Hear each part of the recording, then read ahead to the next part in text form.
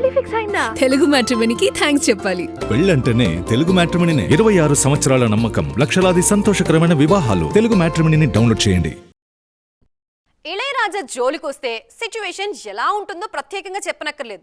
ఆయన పాటలు వాడడం కాదు కదా, వాడుకోవాలనే ఆలోచన కూడా భయం కలిగేలా చేశారు రాజా గారు. అలాంటి ఇళయరాజా తాను తీసుకున్న గోతులో తానే పడ్డారా? ఇన్నాళ్ళు ఆయన అందరికీ చుక్కలు చూపిస్తే ఆయనకే హైకోర్టు చుక్కలు చూపించిందా? అసలు ఏం జరిగింది? ఇళయరాజా పాత పాటల విషయంలో రచ్చ ఎప్పుడు కామన్. తాను కంపోజ్ చేసిన పాటల్ని ఎవరైనా పాడినా వాడినా అస్సలు ఒప్పుకోరు రాజాగారు. కోర్టులో కేసు వేసి కోట్లు లాగేస్తూ ఉంటారు. అలాంటి సంగీత దర్శకుడికి ఫస్ట్ టైం షాక్ తగిలింది. సొంత పాటలను కూడా వాడుకోవడానికి వీల్లేకుండా ఢిల్లీ హైకోర్టు ఉత్తర్వులు జారీ చేసింది. గతేడాది అగత్య అనే తమిళ సినిమాలో ఎన్నెనియా పొన్నిలవే అనే పాటకు సంబంధించి అసలు వివాదం మొదలైంది.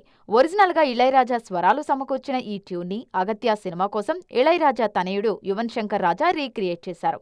పాటలోనూ ఇళయరాజాకు క్రెడిట్స్ ఇచ్చారు. కొడుకుపై కూడా కొరడా ఝుళిపించారు రాజాగారు. తను కంపోజ్ చేసిన పాటలను ఇతర డిజిటల్ సంస్థలకు ఇవ్వడం పూర్తిగా తనకు సంబంధించిన వ్యవహారమని ఇళయరాజా పేర్కొన్నారు. అయితే గతేడాది విడుదలైన అగత్య సినిమా మ్యూజిక్ రైట్స్ సరిగమ కంపెనీ దగ్గర ఉన్నాయి.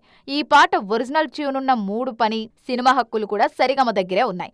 ఇక్కడే కథ మరో టర్న్ తీసుకుంది. ఒరిజినల్ సినిమా రైట్స్ తమ దగ్గరే ఉండేసరికి ఇళయరాజా అభ్యంతరాలని సరిగమ తప్పుపట్టడమే కాదు, కోర్టుకెళ్లింది. సుదీర్ఘ వాదనల తర్వాత ఆ మ్యూజిక్ లేబుల్లో ఉన్న పాటలని రాజా వాడొద్దంటూ కోర్టు ఆర్డర్ వేసింది. 1976 నుంచి 2001 వరకు ఇళయరాజా సంగీతం అందించిన 134 చిత్రాల సంగీత హక్కులు సరిగమ సంస్థ దగ్గరున్నాయి. అలా ఇళయరాజా తాను తవ్వుకున్న గోతులో తానే పడ్డట్లయింది.